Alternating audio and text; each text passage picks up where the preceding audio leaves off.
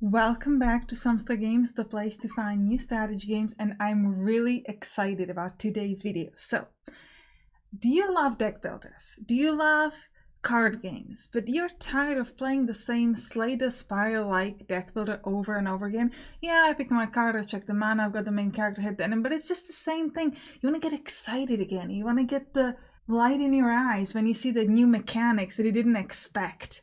Well, do I have something for you. Today we're going to talk about top 4 deck builders that are nothing like Slay the Spire.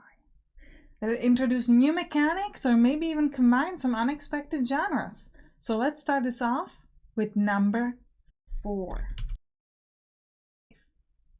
Void Grim. Now, Void Grim is a deck builder that's played in real time. Yes, I didn't make a mistake. It's a real-time deck builder.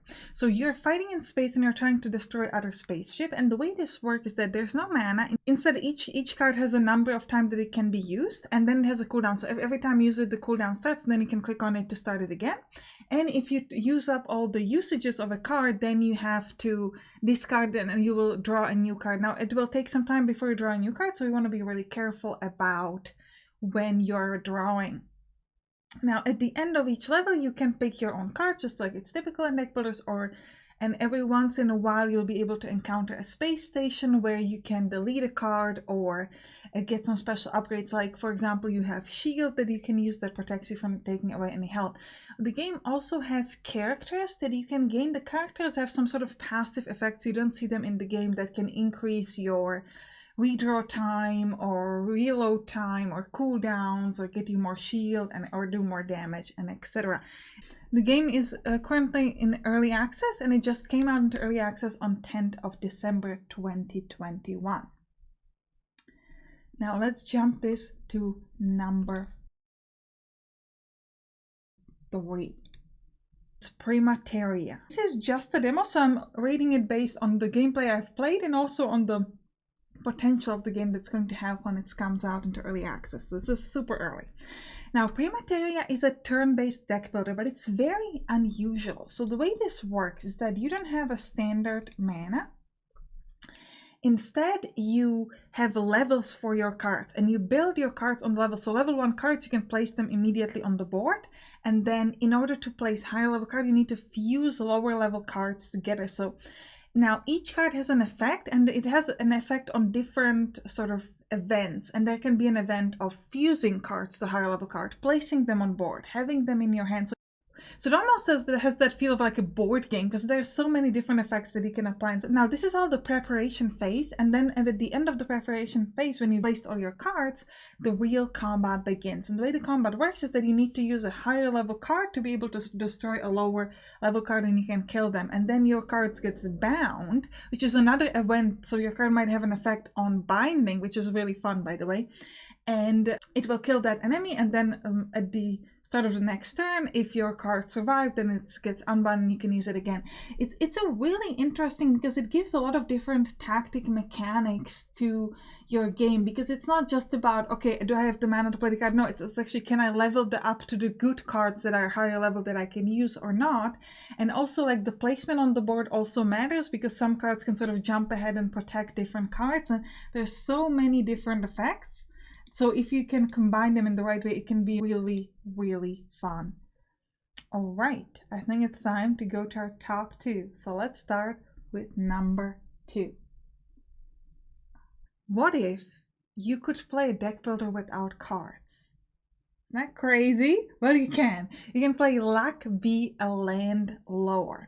Now, this is a game that came out into early access on 8th of January 2021, and it is a slot machine game. Essentially, you live in an apartment, you own a slot machine, and you spin in these slot machines, and you gain different objects. And each object typically gives you some money and then has some special effects. For example, it will give you extra money when it gets destroyed, or when it points to another object, the other object might give you extra card, or etc. And you need to gain enough money so that you can pay your landlord, because your landlord doesn't like you and increases your rent every time.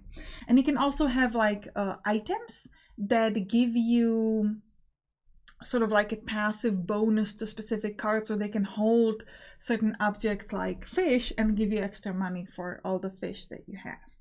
Now, this is an absolutely amazing deck, but I had a lot of fun with it. It's the idea is so unique and so novel, and you can really go deep into it because there's so many different objects, and you can kind of figure out like which way you want to go. And the most fun is like how far can you get? How long can you survive? Because before inevitably you lose because the landlord is just asking for too much money. This is a really fun one, a really exciting deck builder, and I love it so much. But now it's time for number 1.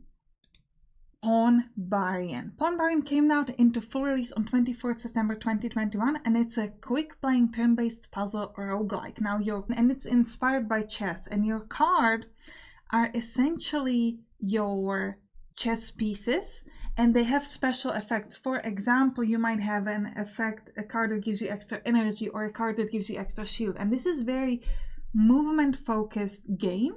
So you're going to be playing with your main character, and you need to move them around, and as you move them around, your other enemies can hit you, but if you have the shield, of course, you can get protected, and then you play your own cards if you have the energy for them to kill them. Now at the end of each fight, you are able to pick buy new cards or increase your health. And it's a really interesting idea because it's so different from the typical deck builders. Like in most deck builders, you don't even focus on movements. Sure, there are some lately that are sort of emerging in that area, but movement and positioning is really that important. And the idea of combining chess with something like a deck builder is just brilliant in my mind. And the game is really fun, and you can get really deep into it. And I enjoyed it a lot. So these are my top 4 unusual deck builders. So let me know in the comments, what is your favorite unusual deck builder that you've played this year. Alright, now if you're interested in any of these games, I have a let's play on every single one of them, so you can look in the description to watch them, or you can click on the right to watch some other top 5s that I've made.